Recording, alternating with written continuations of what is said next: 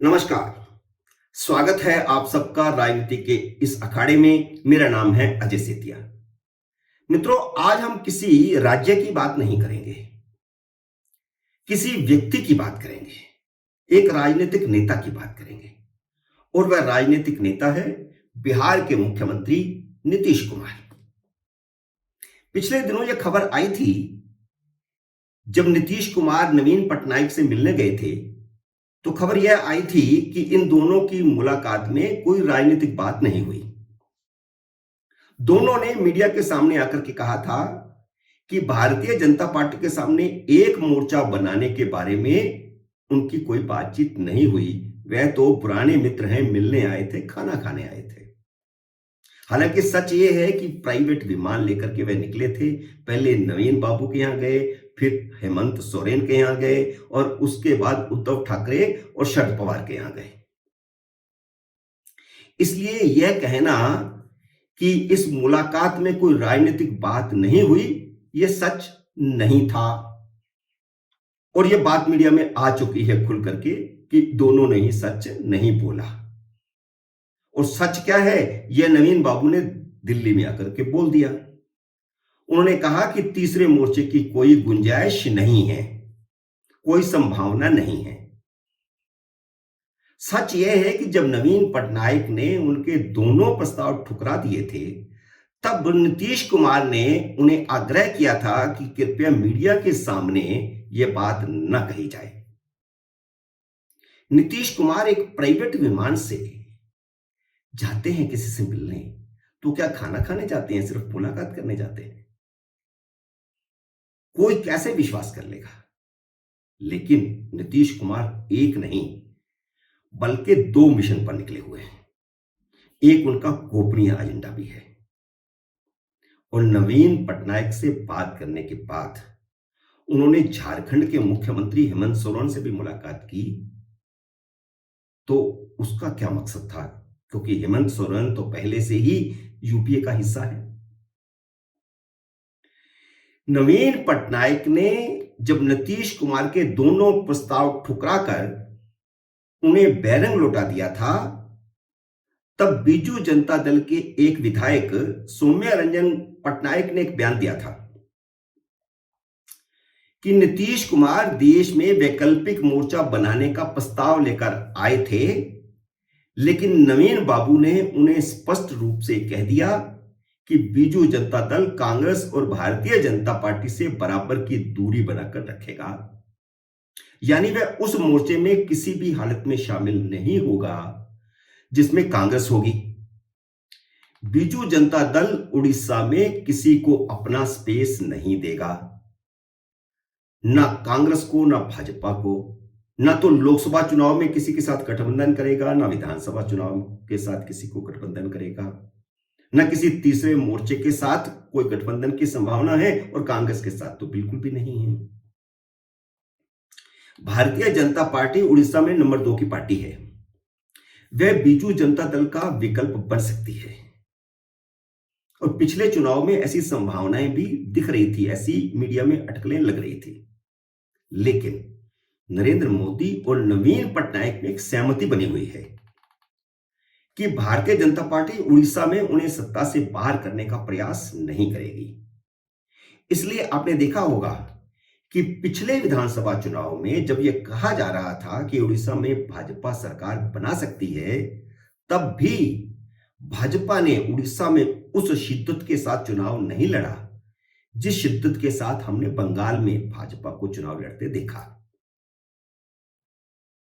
इसका एक बैकग्राउंड भी है कि 1998 से 2009 तक बीजू जनता दल एनडीए का हिस्सा था और विधानसभा के 2 चुनाव भी दोनों ने मिलकर लड़े थे और साझा सरकार बनाई थी। उन दोनों चुनावों में बीजू जनता दल को स्पष्ट बहुमत नहीं मिला था, तो दोनों की साझा सरकार थी।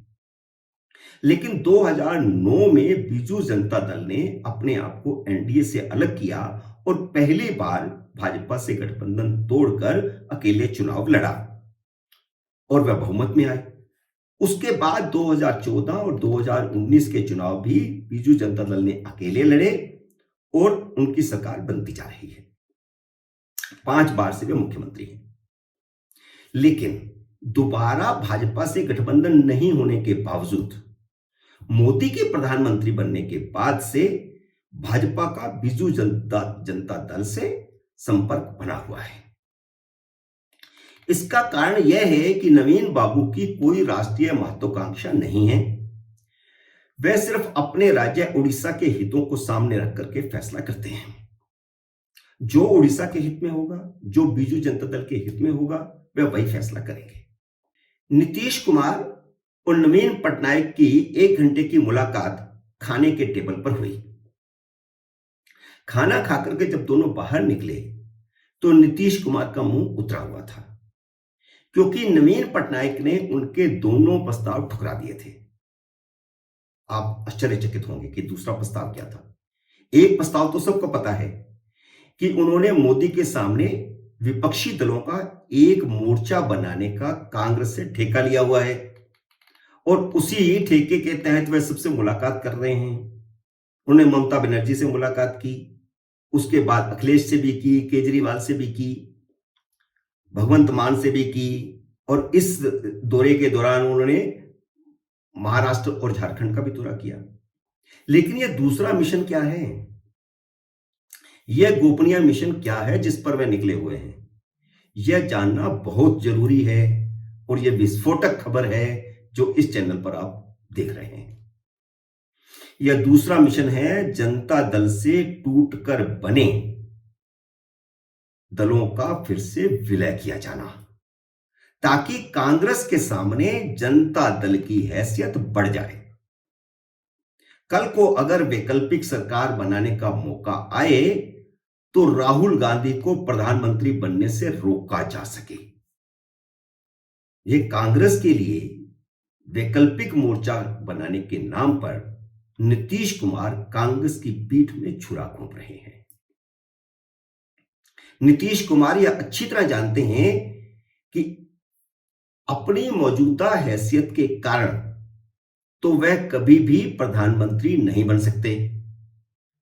जनता दल के कमजोर होने के बाद बिहार में ही उनकी हैसियत कम हो गई है। पहली बात तो यह है कि जनता दल यू की हैसियत सिर्फ बिहार में सिमट कर रह गई थी, और अब स्थिति यह है कि बिहार में भी जनता दल की हैसियत कोई नहीं है, वे तीसरे नंबर की पार्टी हो गई है। तो ऐसी हालत में उन्हें बाहर से मदद क्या मिलेगी, कैसे मिलेगी? इसलिए वैकल्पिक मोर्चे के नाम पर Janata Dal you, Biju Janata Dal, JDS, Samajwadi party और राजद, इन सभी दलों का विलय करवाने के गुप्त एजेंडे पर वह काम कर रहे हैं। इस संबंध में राजद और जदयू में बात हुई है, तभी इस मिशन में तेजस्वी यादव उनके साथ घूम रहे हैं। वह अखिलेश यादव और नवीन पटनायक के साथ मुलाकात के समय भी नीतीश कुमार के साथ थे। अगर वह अपने मिशन में कामयाब हो जाते हैं तो उड़ीसा और बिहार के बाद अगर कर्नाटक में त्रिशंकु विधानसभा आती है और कांग्रेस मजबूरी में कुमारस्वामी को मुख्यमंत्री बनाती है, तो जो जुड़ा हुआ नया जनता दल होगा उसकी 3 राज्यों में सरकार हो जाएगी, 3 मुख्यमंत्री हो जाएंगे, और उत्तर प्रदेश में प्रमुख विपक्षी दल की हैसियत में होगा जनता दल। तो ऐसा होने पर राष्ट्रीय स्तर पर जनता दल की हैसियत कांग्रेस से ज्यादा हो जाएगी। लेकिन नवीन पटनायक ने भारतीय जनता पार्टी विरोधी गठबंधन में शामिल होने के प्रस्ताव के साथ साथ विलय का प्रस्ताव भी ठुकरा दिया है। नवीन पटनायक की ओर से जनता दल में विलय का प्रस्ताव ठुकराने का एक ऐतिहासिक कारण है। कारण यह है कि 1997 में कांग्रेस विरोधी राजनीति के कारण ही नवीन पटनायक ने 26 दिसंबर 1997 में बीजू जनता दल का गठन किया था, जनता दल से टूटकर। और उसी समय लगभग जॉर्ज फर्नांडिस और नीतीश कुमार ने खुद भी जनता दल से अलग होकर के समता पार्टी बनाई थी। और 1998 में जब वाजपेयी की सरकार बनी तो बीजू जनता दल और समता पार्टी दोनों वाजपेयी सरकार में शामिल थे। समता पार्टी और जनता दल का बाद में विलय हुआ और जदयू बना। जदयू का 2014 तक भारतीय जनता पार्टी से गठबंधन बना हुआ था। भाजपा से गठबंधन के कारण ही बिहार में नीतीश कुमार मुख्यमंत्री बने थे और उड़ीसा में नवीन पटनायक भाजपा से गठबंधन के कारण ही पहली बार मुख्यमंत्री बने थे। इसलिए नवीन पटनायक भाजपा से अपना रिश्ता तोड़ना नहीं चाहते। हालांकि सीधा रिश्ता कोई नहीं है, गठबंधन कोई नहीं है, लेकिन वह उस ढंग से रिश्ता नहीं तोड़ना चाहते कि भाजपा से रिश्ता तोड़कर उसके सामने बैठी कांग्रेस के साथ हुआ जाए या तीसरे मोर्चे में भी आ जाए।